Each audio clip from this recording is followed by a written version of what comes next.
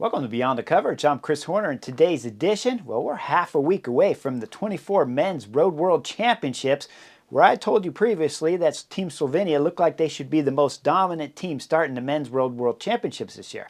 But now we got the announcement with Mohorič dropping out of the World Championships because of a hand injury that he had in a training accident. So that's going to have big effects on Team Slovenia.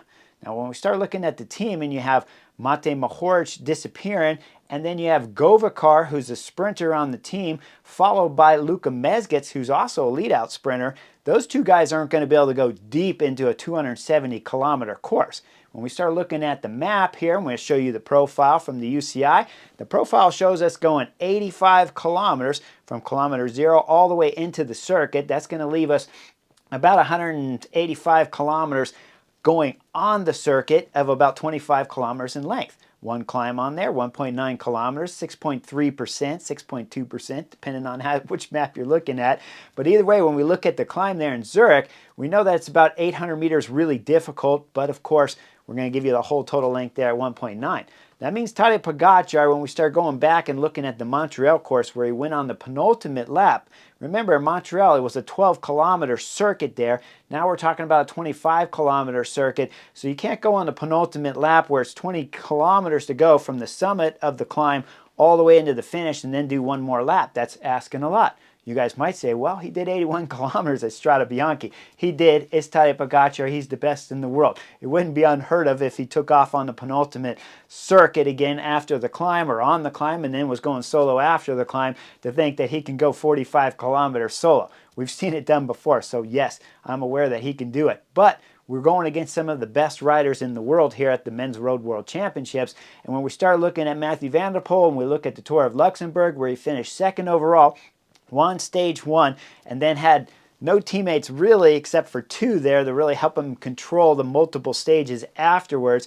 And then he lost it on the last and final stage there of Tour of Luxembourg, where we saw Antonio Tibieri there from Bahrain Victorious slide up the road. That was a tactical win there from the Bahrain Victorious rider. It wasn't outright the best legs in the race. Mathieu van der Poel, certainly to me, every stage that I looked at Tour of Luxembourg, was the strongest rider there and should have won the general classification. But when you have no teammates left, that's the most you can do, is start letting attacks go and hoping other teammates or other teams, start working on the front. Much like Tadej Pogačar is going to have to do at this year's 24 edition of the Men's Road World Championships. He doesn't have a ton of depth. He does have one Slovenian named Primož Roglič, who's the third best rider in the world up here on my list of Beyond the Coverage and the Butterfly Effect. But will Roglič ride for Tadej Pogačar? Nobody knows the answer to that. Maybe Roglič himself doesn't know either, but when we go back and look at the individual time trial result from Primož Roglič, where he finished 12th on the individual time trial,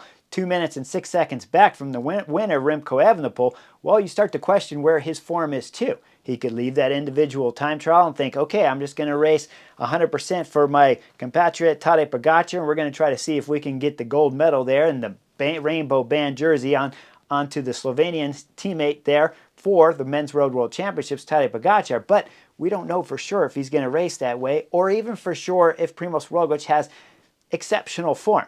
Does he have the kind of form where it was a little bit off at the Vuelta a España, or is he going to have that individual time trial form where it wasn't sharp? I told you guys after covering it on the Butterfly Effect that Primož Roglič, 12th place there, 2 minutes and 6 seconds behind Remco Evenepoel. That's not a tell-all sign that he's going to be bad at the Men's Road Worlds, because once you start getting into the race and the legs start loosening up, all of a sudden with the rest that he had from the Vuelta a España, along with the training that he got in the Vuelta a España, his legs could come really good. The opposite could happen too. I wouldn't be surprised if, when I'm watching it, if Primož Roglič gets done and just has a bad day at the Men's Road World Championships, but I wouldn't be surprised if he had a fantastic day either. So Slovenia have some question marks when they start losing the kind of power that Matej Mohorič would have brought in to protecting the Team Slovenia's all the attacks going in the early parts of the stage.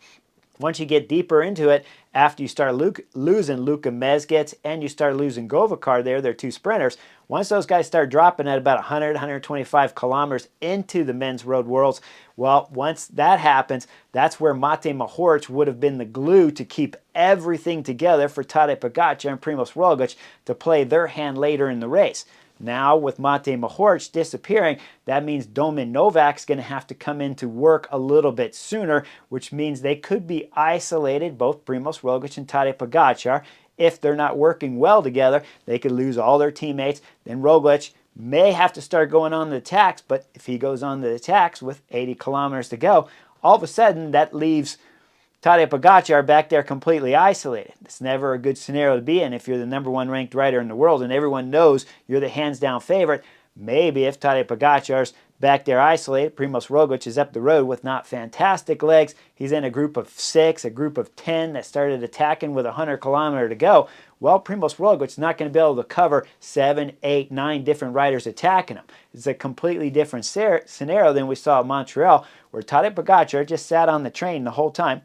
Sat back, all his teammates did fantastic work. Juan Ayuso working at 60 kilometers to go. Tim Wellens doing some work. And then, of course, Domin Novak doing late work there at Montreal. And then the last rider, of course, was the ace lieutenant there when we're talking Rafael Majka for Tadej Pogačar, did the seal the deal, where then Tadej Pogačar launched and went solo. But he might not have that power, Tadej Pogačar, on his team, and he certainly won't have it if Primož Roglič isn't 100% behind him. So that loss there of Matej Mohorič, when we start looking over at other riders that could possibly fill that spot, I don't know if they have that in Slovenia to have another rider that could be as strong as Matej Mohorič was and as important as he was going to be to get both Primož Roglič and Tadej Pogačar deep into the race.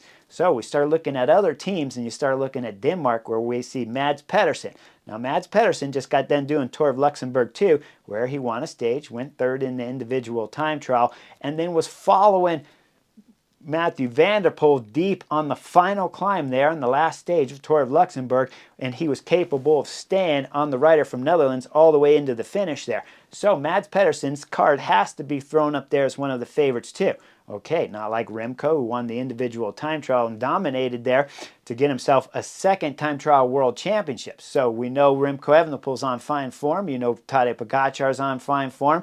Mathieu van der Poel's looking very good. I wouldn't say that he has the form that won him Tour of Flanders and Paris-Roubaix here in 2024, but he's got good form, and it could get better during this last week of rest, and couple good training rides could get him up to that top level that we saw at last year's Glasgow Worlds, where, well, that's why he's the current world champion right now.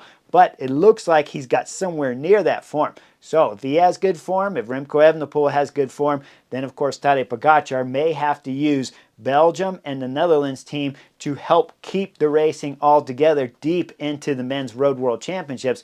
Otherwise, Slovenia, I believe, if they were to let Denmark go up the road, the Netherlands go up the road, and Belgium go up the road early, we're going to see Slovenia blow apart early, and then Tadej Pogačar and Primož Roglič are going to be left with hurt in the legs because they might have to start covering a lot of attacks. That's going to mean that Tadej Pogačar, unlike Montreal, is not going to have the teammates to get him deep in there, and it's going to leave him isolated, which is always a bad place to be if you're the #1 ranked rider in the world and the outright favorite to start the men's road world championships.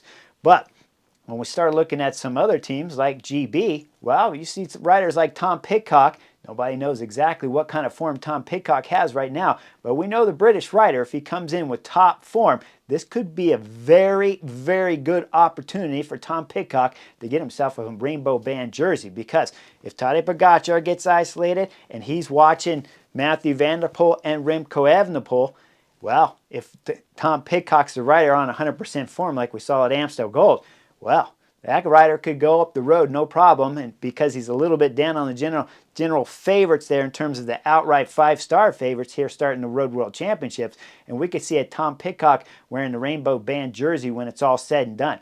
Basically, what I'm covering at here is there could be a lot of chaos because one, Matej Mohorič is missing from Team Slovenia, and they don't have the rider there to be able to replace a Matej Mohorič with that kind of strength. So Tadej Pogačar, Primož Roglič better be on the same page. Otherwise, there's going to be chaos throughout the race. But let's say Primož Roglič is on the same page of Tadej Pogačar and he arrives at the World Championships in fine form. Well, with the kind of form that Slovenian, the third best rider in the world, has, if he's backing Tadej Pogačar 100%, he can do 50, 60 kilometers on the front, bring you close into the penultimate laps there with 50 kilometers to go. And if you can get Tadej Pogačar into 50K to go and everybody's legs are starting to get a little bit tired, Matthew van der Poel's not 100% sharp, he goes up the road, Tadej Pogačar on attack, and only Remco Evenepoel can follow him, well, there's probably a good chance then that Tadej Pogačar is going to walk out with a rainbow band jersey when it's all said and done, beating in the sprint one Remco Evenepoel. But then again, maybe I'm all wrong. Up here on Beyond the Coverage, and Remco Evenepoel's sprint legs are looking pretty good, and his form certainly at the individual time trials looking good. He's probably coming in the Road World Championships fresh, but can he beat Tadej Pogačar one-on-one in a sprint? I don't know if I see that happening, but it's a possibility. There's no doubt about it. But if they got the third rider, Matthew van der Poel, on them, well, then those two riders have to start attacking Matthew van der Poel left and right, because you can't come to the line with Matthew van der Poel if you're Tadej Pogačar and Remco Evenepoel. Otherwise, he's going to beat you 90, 98% of the time because he's got the speed in the legs to be almost a pure sprinter, where the other two are lacking a little bit of that. So it's going to be an important race this year, and I think it's going to be a lot of chaos because Team Slovenia is not looking as strong with just that one Matej Mohorič missing. It's the glue that holds together the team. And if you go back to Montreal, if they would have missed one rider at Montreal, Tadej Pogačar would have come up a lap or two short. And we might have seen a whole different kind of scenario there if Rafał Majka doesn't have the legs to be able to go 1-2 laps there on the Montreal course and get Tadej Pogačar into that penultimate lap like we saw already. Now, make sure you like and subscribe. I'll bring you guys some more information on what some of the tactics that some of the other teams like USA, GB, those teams have great riders on there, and if in a race that's full of chaos, where the #1 team in the world that I thought was going to be Team Slovenia is no longer looking that way, there's going to be much to talk about here on Beyond the Coverage. So like and subscribe, and I'll see you guys on the next edition real soon.